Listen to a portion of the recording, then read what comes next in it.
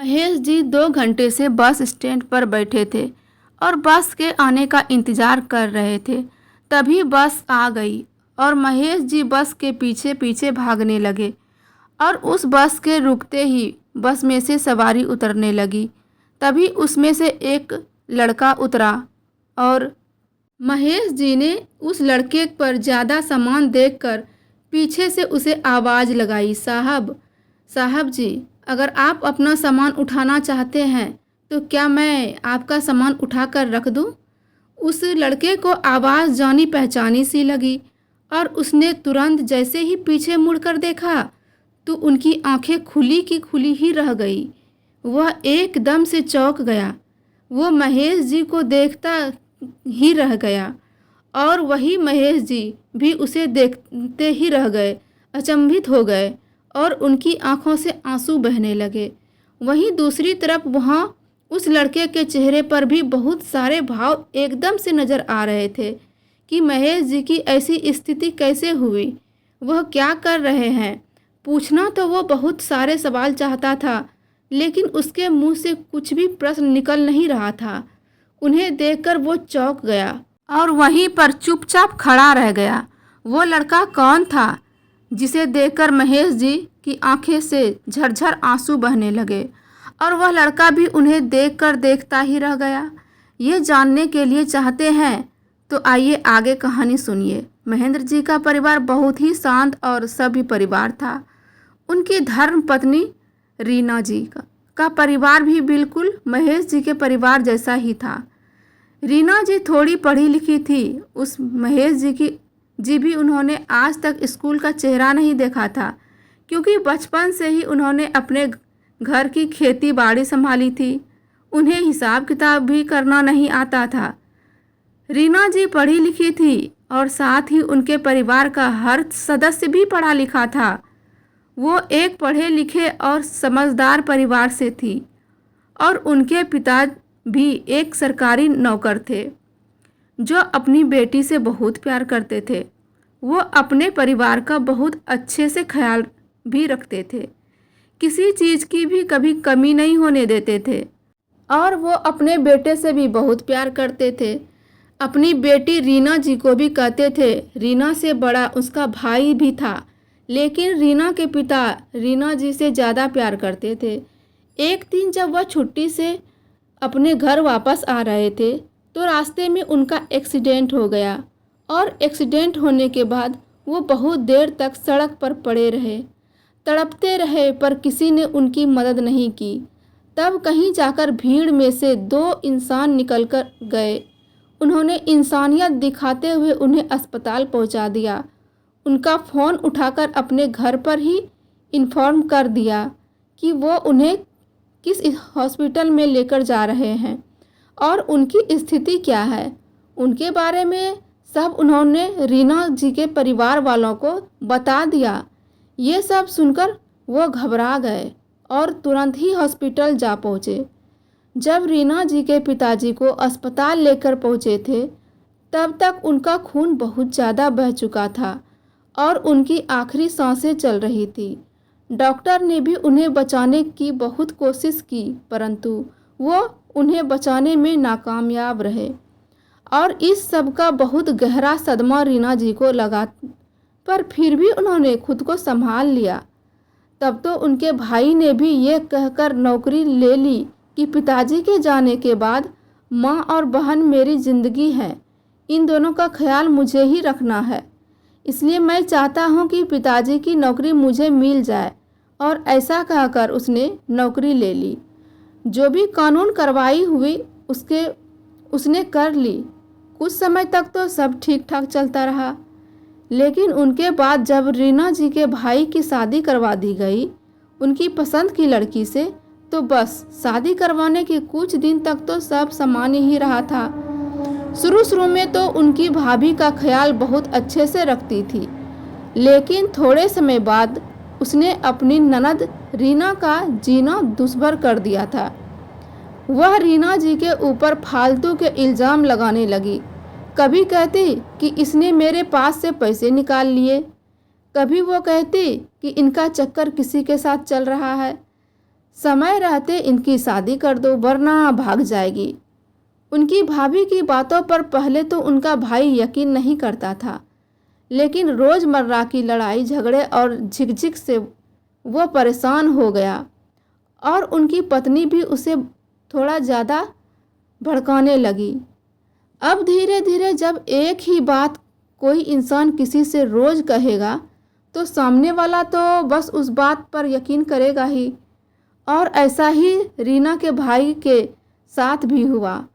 वो भी अपनी पत्नी की बातों में आने लगा और अपनी बहन को उल्टा सीधा बोलने लगा। ये सब देखते हुए रीना जी की मां ने एक लड़का देकर उनकी शादी तय कर दी। तो 2 दिन, लेकिन उस लड़के की मांग जांच कुछ ज़्यादा ही थी, जिसकी वजह से वो रिश्ता सगाई के बाद ही टूट गया। और यह तो आप लोग जानते ही हैं कि गांव में अगर किसी लड़की की सगाई टूट जाए तो उसे 50 बातें बना देते हैं लोग। बाग उस लड़की में जाने कितने दोष गिनाने लगते हैं।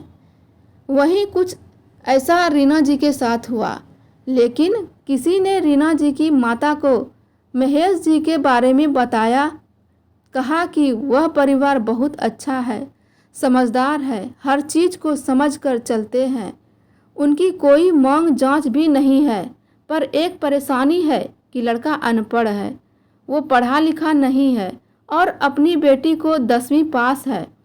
आप इनसे बात कर लो, अगर आप लोगों को मंजूर हो तो मैं ये बात आगे बढ़ाऊंगा।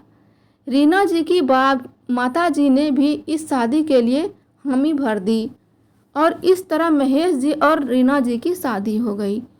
रीना जी शादी करके अपने ससुराल में आ गई और यहाँ आकर उन्होंने पाया कि वाकई में उनके सास ससुर बहुत अच्छे थे और साथ ही महेश जी भी बहुत अच्छे थे, जो उनका इतना अच्छे से ख्याल रखते थे। अब महेश जी की जो भी खेती बाड़ी का हिसाब किताब जो लड़का करता था, वो बीच से ही पैसे मार लिया करता था और उल्टा सीधा हिसाब उन्हें बता दिया करता था। अब जब से रीना जी की शादी करके घर आई थी, उन्होंने अपने घर का सारा काम संभाल लिया। धीरे धीरे उन्होंने खेती बाड़ी का हिसाब किताब और रोज़मर्रा के काम सब करना शुरू कर दिया। अब जब उन्होंने हिसाब किताब सब उन्हें पता चल गया कि लड़के ने बीच में क्या गोलमाल किया है और कितने पैसों की चोरी की है, उन्होंने इस बारे में महेश जी को बताया और उनसे कहा कि आपको मैं हिसाब किताब करना और पढ़ना लिखना सिखाऊंगी। मैं चाहती हूँ कि हिसाब किताब अपना आपको भी आए, जिससे कि आगे से कोई भी आपका फ़ायदा ना उठा पाए। और उन्होंने महेश जी को इतना सिखा दिया कि महेश जी बाहर जाकर कभी भी धोखा नहीं खाया करते थे। अब तो महेश जी भी अपना माल अच्छे से निकाल कर आया करते थे और ना ही पैसों की कोई हेरा फेरी होती थी, क्योंकि हिसाब किताब करना महेश जी को खुद से आ गया था। इधर उनके 2 बेटे थे। अब धीरे धीरे बेटे भी बड़े हो रहे थे। बड़े बेटे ने 12वीं कर ली और उस छोटा बेटा 10वीं क्लास में ही था। बड़े बेटे ने 12वीं करने के बाद अपने मित्रों से सुना था कि सरकारी नौकरी के कुछ फॉर्म भरे जाते हैं, जिसमें थोड़ी पढ़ाई करने के बाद आसानी से नौकरी मिल जाएगी। और गांव में तो सरकारी नौकरी का रुतबा ही अलग होता है। उसने मेहनत की और पहली बार में ही सेलेक्ट हो गया। अब महेश जी ने अपने छोटे बेटे से भी इसी बारे में बात की और उन्होंने उसे भी नौकरी की तैयारी करने के लिए कहा, लेकिन महेश जी के बेटे ने साफ साफ इनकार कर दिया और कहने लगा, मुझे कोई दिलचस्पी नहीं है इस सरकारी नौकरी में, मैं तो अपना खुद का बिजनेस करूँगा। जो पैसे आपने पढ़ाई लिखाई के लिए बचाकर रखे थे, मुझे मेरे वो पैसे दे दो, मैं अपना बिजनेस करना चाहता हूँ। पर महेश जी ने उसे समझाया बुझाया, तब तो उन्होंने उसे शांत कर दिया।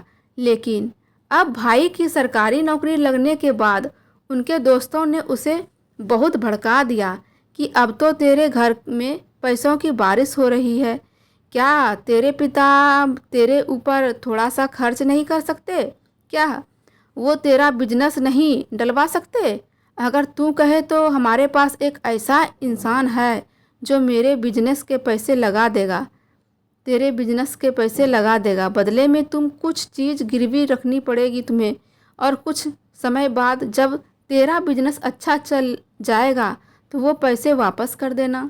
वो उनकी बातों में आ गया और उसने अपने घर के कागज़ और खेत के कागज़ भी गिरवी रख दिए। बदले में उसे पैसे मिले। अब उसने अपना खुद का बिजनेस डाल लिया। बिजनेस शुरू में तो अच्छा चल रहा था। उसने क्रॉकरी का काम डाला था, लेकिन फिर भी थोड़े से समय बाद उसके पास एक ऑर्डर आया। ऑर्डर काफ़ी अच्छा खासा था। 10 से 20 लाख रुपए का ऑर्डर था।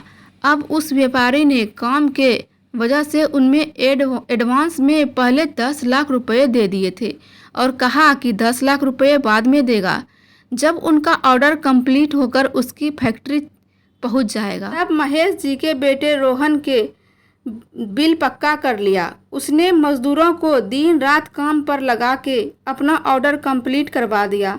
उसने माल को ट्रक में लगवाया और जिस दिन उसे ऑर्डर देना था उस दिन माल को लेकर निकल गया। रास्ते में वो जा ही रहा था कि तभी ट्रक के ब्रेक फेल हो गया। जैसे तैसे ट्रक ड्राइवर ने उसे कंट्रोल किया। तभी उसके ट्रक एक साइड के दोनों टायर फट गया और डिसबैलेंस होने के कारण ट्रक एक साइड गिर गया और उसका सारा क्रॉकरी का सामान टूट गया। वह यह सब देखकर बहुत शॉक हुआ। उसे समझ नहीं आ रहा था कि अब वह क्या करे। आज ही तो उसे माल वापस करना था, लेकिन अब तो ये सारा खराब हो गया और ना ही उसके पास इतना माल है और ना ही उसके पैसे दोबारा से सारा माल तैयार करवा सके। अब वह बिजनेसमैन से बात करने लगा। उसने उसके मैनेजर से बात की और उसे सारी सिचुएशन बता दी, लेकिन यह सब सुनकर बहुत नाराज़ हुआ। उसने उससे कहा कि वह उनके पैसे वापस करे या फिर आज माल उसके पहुंचा दे। लेकिन जब रोशन ने उनकी बहुत मिन्नतें की तो वह 1 हफ्ते की मोहलत देने के लिए मान गया। अब रोशन ने जाकर देखा कि उसकी फैक्ट्री में कितना माल है और उसके पास कितना पैसा है। उसने बचा हुआ सारा पैसा लगाकर माल बनवाने में लगवा दिया। तब भी आधा ही माल तैयार हुआ था। उसने उस मैनेजर से बात की और उससे कहा कि माल तैयार है और मैं भेज रहा हूँ। लेकिन जब माल वहाँ पहुँचा तो मैनेजर ने चेक किया और पाया कि माल तो बहुत कम है। उसने तुरंत ही ड्राइवर से गाड़ी निकालने के लिए बोला और सीधा जाकर रोशन के फैक्ट्री में पहुँच गया। उसने रोशन से बहुत बदतमीजी की और उसने कहा कि या तो वह उनके अभी के अभी पैसे वापस करे, वरना वह रोशन को उसका पूरा माल दे। रोशन ने फिर से उनकी मिन्नतें करना शुरू कर दी। उसने उससे बताया कि उसके पास जितने भी पैसे थे उसने सबका माल मंगवाकर यह तैयार करवाया है। अब उसके पास एक फूटी कौड़ी नहीं है कि वह पैसे लगाकर और माल तैयार करवा सके। तब उस मैनेजर ने कहा कि आज से यह फैक्ट्री मेरे कब्जे में है। जब तेरे पास पैसे हो जाएंगे तो तू आकर मुझसे पैसे दे देना और उनकी फैक्ट्री वापस ले लेना। और गुस्से में आग बबूला हुए उस व्यापारी ने इतना कहकर रोशन को धक्के देकर उस फैक्ट्री से बाहर निकाल दिया और गाड़ी लेकर ड्राइवर के साथ अपने ऑफिस पहुंच गया। अब उधर रोशन ने जिस डीलर से पैसे लिए थे वो भी उसे फ़ोन करके परेशान करने लगा कि या तो वह 1 महीने के अंदर अंदर उनसे सारे पैसे वापस करे, वरना वह उनका घर और खेत अपने नाम पर लेने और उसके वापस नहीं देगा। रोशन अब करता तो क्या करता। उसके पास अब ना तो फैक्ट्री थी और अब तो ना उनका घर था और ना ही ज़मीन जायदाद, क्योंकि उसने वह सब तो गिरवी रख दिया था। अब वह बहुत परेशान हो गया और सोचने लगा कि उसे क्या करना चाहिए। जब उनके पास कोई रास्ता न बचा तो वह घर छोड़कर ही भाग गया और अपने माता पिता के पास एक लेटर छोड़ गया, जिसमें उसने अपनी सारी नालायकी उस चिट्ठी में लिखी हुई थी कि उसने क्या क्या किया है। कुछ समय बाद महेश जी और रीना जी को घर से निकलने के लिए कुछ लोग आए और उसने कहने लगे कि या तो ये 1 हफ्ते के अंदर घर खाली कर दे या फिर पैसे दे दो।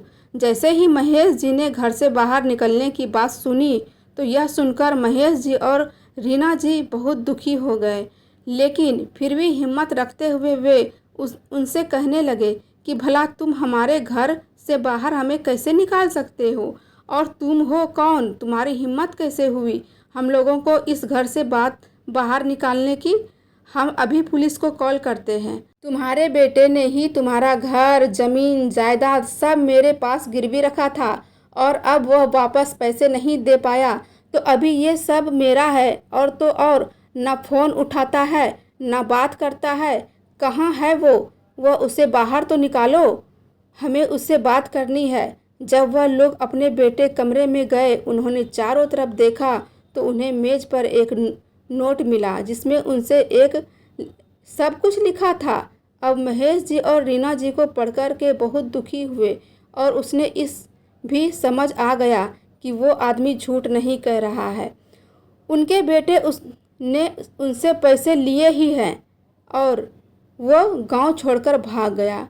अब उन दोनों के पास रहने के लिए कुछ और नहीं था, ना ही उनके पास कमाने का कोई और जरिया, क्योंकि महेश जी तो बेचारे हमेशा से वो खेती बाड़ी ही किया करते थे जिससे उनके घर का खर्च चलता था। रही बेटे की बात तो वो थोड़ा बहुत पैसा जोड़ रहे थे, क्योंकि उसने कुछ समय बाद अपने बेटे की शादी करनी थी और अब वह इस समय के बारे में अपने बड़े बेटे को भी नहीं बता सकते थे, क्योंकि एक तो वो नहीं चाहते थे कि उनका बेटा दूर रहकर उनके पास बात पर परेशान हो कि उनके नालायक से भाई ने क्या किया, और दूसरी बात ये कि उसके बड़े बेटे से उनका छोटा बेटा ही बात करवाता था, क्योंकि घर में एक ही मोबाइल फ़ोन था और जो मोबाइल फ़ोन था वो छोटे बेटे ने अपने पास रख लिया था। अब उनके पास ना फ़ोन था और ना ही बड़े बेटे का नंबर, तो वो बताते भी तो बताते किस तरह। अब एक आदमी ने उन दोनों को 1 हफ्ते बाद घर से बाहर निकाल दिया। दोनों बुजुर्ग क्या ही करते अपने बेटे के लिए, जो सज़ा उन दोनों बुजुर्गों को इस बुढ़ापे में भुगतनी पड़ रही थी। वो दोनों कुछ दिन तो गांव में ही किसी के घर में रहे, क्योंकि महेश जी के दोस्त का एक घर खाली पड़ा था जिसमें कोई नहीं रहता था, तो इसलिए उन्होंने महेश जी को घर में रहने के लिए कह दिया कि आप लोग यहाँ रहेंगे तो घर की साफ़ सफाई भी होती रहेगी और दिया बाती भी होती रहेगी। अब वो अपने दोस्त की और किसी तरीके से मदद नहीं कर सकते थे। उन्होंने इतना कहकर महेश जी और रीना जी को उस घर में रहने की परमिशन दे दी। महेश जी और रीना जी को रहने के लिए तो घर मिल गया था, लेकिन वो क्या करते जिससे उनका खर्चा चल पाता। इसलिए महेश जी जाकर बस स्टैंड पर पहले तो लोगों का सामान उठाया करते थे जिससे उन्हें कुछ पैसे मिल जाए, और उधर रीना जी सिलाई के कपड़ों पर तुरपाई किया करती थी। उम्र के साथ साथ उनकी नज़र भी कमज़ोर हो गई थी, लेकिन फिर भी वो घर के खर्चे चलाने के लिए ये काम किया करती थी जिससे महेश जी की थोड़ी बहुत मदद हो जाए और 10-15 रुपये घर में आ जाए। महेश जी भी पहले तो वहाँ कूली का काम किया करते थे और फिर तपती हुई दोपहर में भी बेचारे बोझ उठाया करते थे जिससे वो अपना और अपनी पत्नी का पेट पालन कर सके। उनका जीवन ऐसे ही चल रहा था कि अचानक एक दिन वह रोजाना की तरह बस के पीछे भागने लगे। बस आई और रुक गई। बस में से सवारियां भी उतरने लगी और उन्होंने एक लड़के को देखकर पीछे से आवाज़ लगाई और कहा, साहब जी, क्या मैं आपका सामान उठा लूं? ज़्यादा पैसे नहीं लूँगा साहब, बस जितने ये दूसरे लोग लेते होंगे आप उनमें से 5 रुपया कम ही दे देना, लेकिन मुझे ये सामान ले चलने दो। सुबह से आज कोई नहीं मिला, अगर आज बोझ ना उठाया तो शाम को भूखा ही सोना पड़ेगा। वैसे भी आपके पास सामान बहुत ज़्यादा है, आप अकेले नहीं उठा पाएंगे साहब। महेश जी हाथ जोड़कर उस लड़के से विनती किए जा रहे थे। अब तक उन्होंने उसे देखा ही नहीं था। उनकी आवाज़ सुनकर उस लड़के ने पीछे मुड़कर देखा तो वो कोई और नहीं, उनका बड़ा बेटा राकेश था। जब उसने अपने पिता की ये हालत देखी तो वो खड़ा का खड़ा ही रह गया। उनकी आंखों से आंसू टपकने लगे। वो समझ नहीं पा रहा था कि आखिर ऐसा क्या हुआ कि उनके पिता को ये कूली का काम करना पड़ रहा, और अगर ऐसा कुछ हुआ तो उसे घर में से किसी ने क्यों नहीं बताया। उनका छोटा भाई कहाँ है? उनके होते हुए उनके पिता को ऐसा काम क्यों करना पड़ रहा है? उनके मन में बहुत सारे सवाल थे जिसके जवाब वो अपने पिता से चाहता था, लेकिन वो अपने पिता को इस स्थिति में देखकर शॉक हो गया। उनके मुंह से एक भी लफ्ज़ नहीं निकला और उधर उनके पिता का भी कुछ ऐसा ही हाल था। वो अपने बेटे के गले लगाकर रोना चाहते थे और उसे सारी बात बताना चाहते थे, लेकिन वो अपने बेटे को इस तरह अचानक देखकर वहीं खड़े के खड़े रह गए। थोड़ी देर बाद जब उनका ध्यान टूटा तब वे लोग एक दूसरे के गले लग गए और महेश जी अपने बेटे को गले लगाकर फूट फूट कर रोने लगे। उनके बेटे ने उनसे पूछा कि आखिर ऐसा क्या हुआ है जिनसे कि उन्हें ये काम करना पड़ रहा है। उसने तभी अपने पिता को एक तरफ बैठाया, उन्हें पानी पिलाया और उनसे पूछा कि उन्होंने कुछ खाया है या नहीं, क्योंकि उसने दिनों में वो सूख कर कांटा बन चुके थे। दोनों पति पत्नी दिन में जो भी कमाते थे उसका भी शाम को खा लिया करते थे। कभी कभी तो वो बिना खाना खाए भी सो जाते थे। इस वजह से वो दोनों बहुत कमज़ोर हो गए थे। तब महेश जी के बेटे ने अपने पिता को कुछ खिलाया और उन्हें घर लेकर गया। घर जाकर उसने अपनी माँ की हालत देखी और उन्हें देखकर खूब रोया। फिर उसके माता पिता भी पहले तो खूब रोए और फिर अपने छोटे बेटे से की सारी करतूत एक तरफ से बताना शुरू कर दिया और बताया कि ये सब कांड करने के बाद वो भाग गया है। हमें नहीं पता कि इस समय वो कहाँ है और क्या कर रहा है। उसने हमें घर से बेघर करवा दिया, एक एक निवाले के लिए तरसा दिया। ऐसे पूत से कोई क्या उम्मीद कर सकता है? एक पूत तो हमारा कपूत ही निकला, लेकिन एक सपूत है। उसने अपने माता पिता की स्थिति तो थोड़ा दूर सुधार दी। उसने जो उनसे सालों में पैसे कमाए थे, उसने अपने जुटे हुए पैसों से पहले अपना घर वापस लिया, फिर अपनी ज़मीन जायदाद वापस ली और अपने माता पिता को अपने घर वापस लेकर दिया। उससे छुट्टी भी अब पूरी होने वाली थी, क्योंकि वो 2-3 महीने की छुट्टी लेकर आया था। अब उसने आकर सारा काम सही कर दिया और वह अपने माता पिता को एक एक फ़ोन भी दिलवा दिया। उसमें अपने अपना पुलिस का नंबर फीड कर दिया। उसने कहा कि अगर आज के बाद कभी भी उनका छोटा भाई वहां आया या फिर उसने मिलने की कोशिश करे तो वह उसे कॉल करेंगे या पुलिस को। उसने अपने माता पिता को भी इस बारे में बता दिया कि वो भी समझ गए। और अब जब उनका छोटा भाई बाहर रह रहा था तो उसके एक दोस्त ने आकर बताया कि गांव में तो तेरे माता पिता के पास सारी चीज़ वापस आ गई है। तेरा बड़ा भाई आया था, उसने सब ठीक कर दिया है। अब चाहे तो अपने गांव में वापस जा सकता है, क्योंकि माता पिता तो होते ही ऐसे हैं कि तू जाकर तो 4 आंसू क्या बहाएगा, वो फिर से पिघल जाएंगे और तेरी सारी गलतियों को माफ़ कर देंगे।